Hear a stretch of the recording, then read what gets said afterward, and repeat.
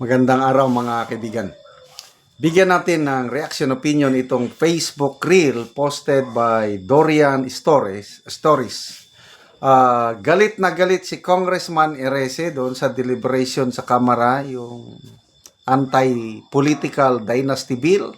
Nako, worst itong ginagawa niyo. Binabalahuran ninyo ang konstitusyon, pambobola lahat. Marcos Jr., binobola tayo. Wow! Sana darami pa ang mga kongresista kagaya ni Congressman Edgar Erese. Pakinggan natin. Binabastos natin ang essence ng konstitusyon kung ipapasa natin itong bill na ito. Alam nyo, sabi ni Presidente Marcos, priority niya magpakulong dahil dito sa flood control. Nagawa niya ba? Hindi. Bola na. Bola. Sinabi ni Presidente, priority niya yung independent commission na ipasa ba? Hindi.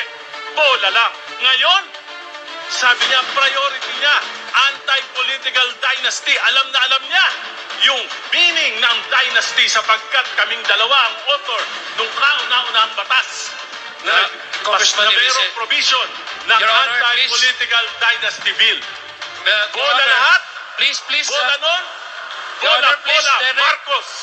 Your Honor, please direct. If that's a objection, you don't need to explain your objection. You just say you objected to the motion. Pero ngayon, mas worse. Isa pa. Bakit?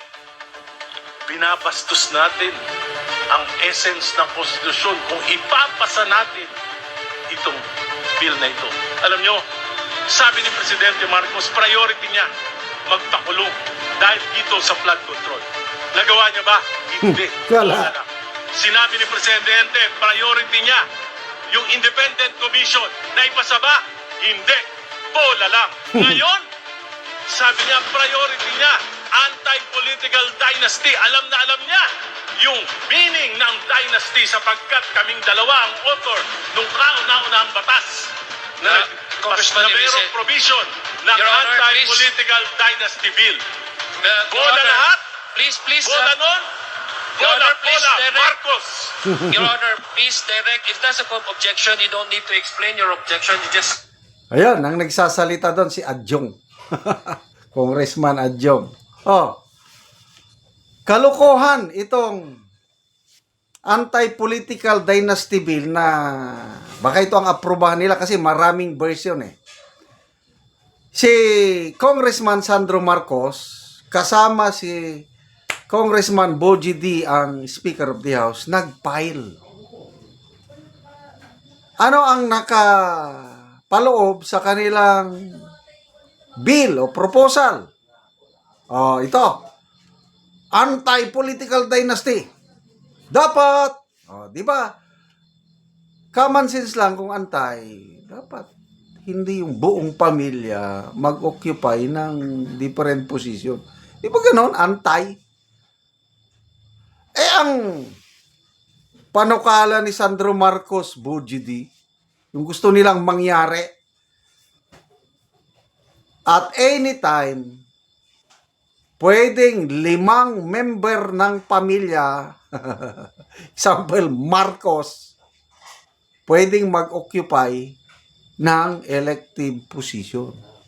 Example lang, pwede mayroong Senator Marcos, pwede may Congressman Marcos, pwede may Governor Marcos, pwede may Mayor Marcos, pwede may Barangay Captain Marcos.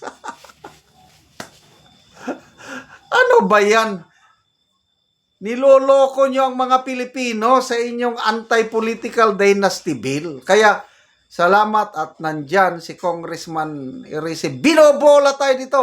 Binabastos nyo ang konstitusyon sa bill na ito kung ipapasa natin. Kasi yun ang gusto nilang ipasa. Para ma-legalize ang kanilang gusto. Grabe. Bola nga talaga. Agree ako. Bago mag-Christmas, makukulong na sila. Di ba yun ang pinagmalaki ng Pangulo? Nasaan ang napakulong nila? Hanggang Sara Diskaya lang sila at hanggang kay ex-Senator Revilla, yun lang ang nakaya nila. Di ba bola? Oh, Independent Commission, People's Commission, priority yan, ipapasa. Ngayon, wala na, kinalimutan na. Dissolved na. I don't know kung officially dissolved na ba ang ICI nila. Ano pa? Yung mga pambobo, ang daming pambobola ng gobyernong ito. 20 bigas meron na. BBM, 20 bigas meron na. Nasaan? Oh, sa inyong lugar, meron bang nagbebenta ng tig 20 pesos per kilo na bigas? Di ba? Mga pambobola. Bago matapos ang aking termino, walang magugutom na Pilipino. Matutupad ba? Di, bola. Ano ba? Bago matapos ang aking termino, matatapos ng subway, metro subway. Pinapalpal sila ng DOTR Secretary ng DepDep. Hindi matatapos hanggang 2032 pa. Ay, sos. Grabing pagkabudol natin mga ka-DDS. Hindi tayo naniwala kay Tatay Digong nung sinabi niya na weak leader yan. Sige. Huwag niyo akong sisihin pagdating ng panahon. Ngayon, wala tayong sisihin kundi tayo. Kasi, binoto pa rin natin siya, kinampanya pa rin natin. Kaya nga, humihingi ng tawad. Si BP Inday Sara, patawad. Kung nakatulong ako, kung inirecommend ako na presidente itong Bongbong Marcos. Correct. Kasi kung hindi si Mayor, then Mayor Sara, pamilya namin, hindi namin bubutuhan yung Marcos Jr. na yan. Kasi, hindi namin kilala. Ang kilala namin yung Marcos Sr. But siya, hindi. Sayang kung tuloy na nagkandidato si Mayor Sara Duterte noon, Duterte kami. Bigla mang sabi niya, sige, team up tayo, Vice President lang ako, ikaw Presidente. Di ang daming bumoto kay Marcos Jr. Kaya, yan, humingi ng kapatawaran si BP Inday Sara. So, magtiis na lang muna tayo, mga ka-DDS. And again, pasalamat tayo kay Congressman Edgar Erice sa kanyang paninindigan. Binobola tayo ng Marcos Jr. administration. Salamat mga kaibigan sa inyong pagsubaybay sa ating channel. Nakakatulong kayo ng malaki sa tribong Talandig ng Bukidnon dahil ang income natin sa channel na ito is pantulong sa tribo. Namimigay tayo ng libreng yero at pako para makapagpatayo sila ng mas maayos na tirahan. Panoorin nyo ang video na ito. Ano na yung nahatag ni nanay nga yero nga iyang iatop karon. So gitabangan lang siya sa pagdala kay Bugatman. Kung karon mo na ni ang atop sa balay ni nanay nga yero. So mga dako nagyud og buslot. Muna ni ang iyang atopan karon, so pulihan niya sa nahatag nga yero sa iya ha.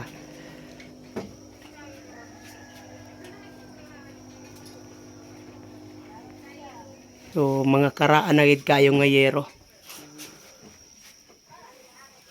Turun ni biti mamada. So kung muulan, gatuluan na gyud.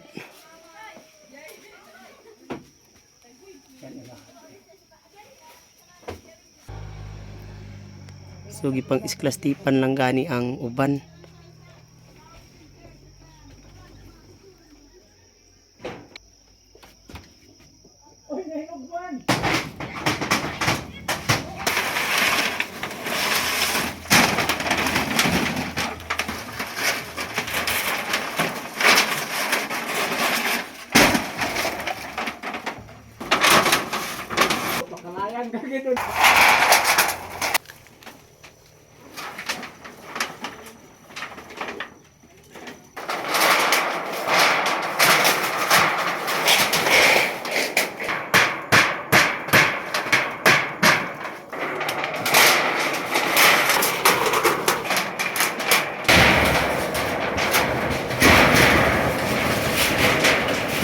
Karon humanagid sa pag-atop ang gihatag ni nanay nga yero. So nakaatop na gid siya, di na gid siya maulan. Sa Salamat sa Ginoo sa naghatag sa sin. Nagyod Mm. dili na gid mi maulanan. Oo, so balo na ka nanay. Oh, So pila na ka tuig sa imong pagkabalo? galima na ka tuig. So 5 na ka tuig. So naalang ka karon ka. So ikaw na lang karon ang nabilin. Oh, So tanan na ka pamilya imong anak nanay. tanan So karon nakatop na ka di na ka maulanan. dili na gid maulanan. Salamat ni sa naghatag ani nga sin. Salamat kayo.